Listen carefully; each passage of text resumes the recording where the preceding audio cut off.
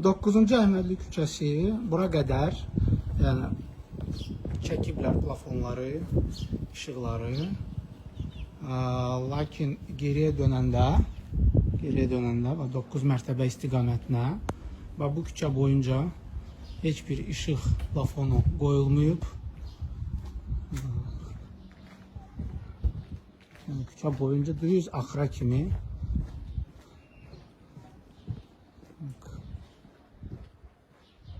bu küçənin axırına kimi 9 mərtəbənin arxasındakı olan küçə, bu küçə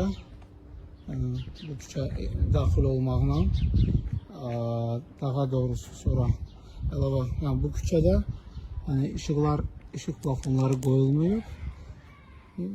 Əvvəl dediyim kimi bu küçədə heç bir plafon yoxdur. Yəni işıqlar deyiblər ki, çəkiləcək, amma 2 il keçib heç bir plafon, yəni işıqlandırma sistemi mövcud deyil.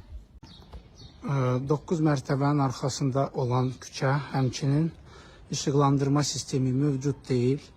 Küçə boyunca, burada da eyni qaydada arxada küçə boyunca heç bir işıqlandırma sistemi mövcud deyil.